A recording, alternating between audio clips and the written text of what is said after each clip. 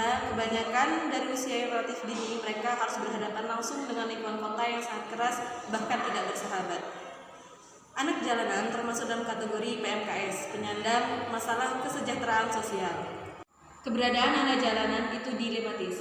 Di satu sisi, mereka ingin mencari nafkah dan mencari pendapatan sehingga mereka bisa bertahan hidup dan dapat menopang kehidupan keluarga. Namun di sisi lain mereka bermasalah. Seringkali tindakan mereka merugikan orang lain. Mereka sering melakukan tindakan yang tidak terpuji seperti berkata kotor, mengganggu ketertiban jalan, memaksa orang lain memberikan uang kepada mereka, serta merusak kendaraan mobil dengan membuat goresan dan tindakan kriminal lainnya. Karakteristik dari anak jalanan yang pertama adalah penampilannya cenderung kumuh, baik dari badan maupun pakaian. Yang kedua, anak jalanan bersifat mandiri, dia tidak ketergantungan terhadap tempat tidur maupun makan. Lalu anak jalanan malas untuk mengerjakan pekerjaan-pekerjaan rumah seperti mencuci pakaian, mandi, menggosok gigi, terus tidur dengan waktu yang tidak beraturan. Anak jalanan lebih sering menampakkan mimik wajah yang memelas ketika mereka ingin mendapat belas kasihan dari orang lain sehingga mereka mendapatkan uang. Penanganan masalah anak jalanan ini harus bersifat terpadu. Artinya tidak hanya melibatkan anak itu tersendiri, melainkan juga melibatkan orang tua dan masyarakat. Oleh karena itu, pendekatan yang dilakukan untuk melakukan intervensi terhadap anak jalanan bisa melalui pendekatan aksi sosial. Pendekatan ini beranggapan bahwa terdapat ketidakberuntungan pada segmen tertentu dalam masyarakat, sehingga perlu diorganisasikan dalam rangka membuat tuntutan peningkatan sumber dan perlakuan yang adil dalam masyarakat.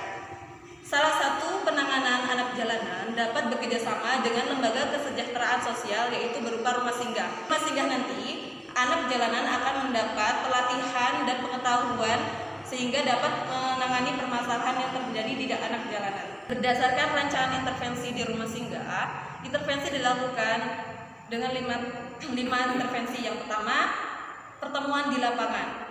Dalam pertemuan di lapangan ini akan dilakukan perkenalan, pemeliharaan hubungan, pendampingan terhadap anak jalanan melalui kegiatan bermain atau wawancara tanya jawab sehingga terbentuklah kedekatan antara lembaga kesejahteraan sosial yaitu rumah singgah dengan anak jalanan tersebut, sehingga saat nanti melakukan intervensi yang selanjutnya akan lebih mudah.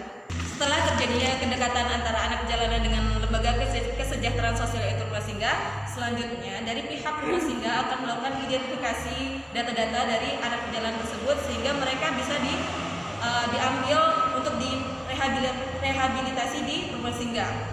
Selanjutnya, intervensi yang ketiga itu akan dilakukan bimbingan sosial kepada anak, yang mana akan diberikan pengetahuan, pelatihan mengenai kehidupan yang baik seperti apa, sehingga dapat membentuk kebiasaan-kebiasaan yang baik itu seperti apa, sehingga dapat menghilangkan kebiasaan-kebiasaan yang menyimpang yang selama ini terjadi di anak jalanan.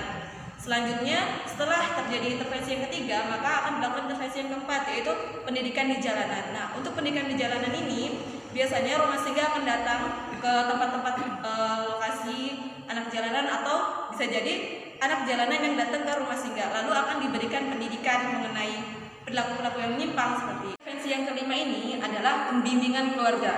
Bimbingan keluarga ini diberikan kepada mereka, keluarga yang mengalami kesulitan sehingga mereka harus bekerja di jalanan, baik dari orang tua maupun anak. Nah, rumah singgah memberikan pelayanan seperti home visit ke rumah-rumah mereka dengan memberikan pengetahuan, kunjungan, lalu memberikan keterampilan-keterampilan kepada mereka sehingga mereka dapat mempunyai keterampilan yang dapat digunakan untuk mereka bisa membuat kegiatan baru. Dengan juga rumah singgah memberikan bantuan atau pinjaman modal kepada keluarga yang ingin membuka usaha. Nah, usaha tersebut diperoleh dari keterampilan-keterampilan mereka yang rumah singgah sudah pernah berikan kepada mereka sehingga mereka bisa membuka pekerjaan yang baru, tidak di jalanan lagi.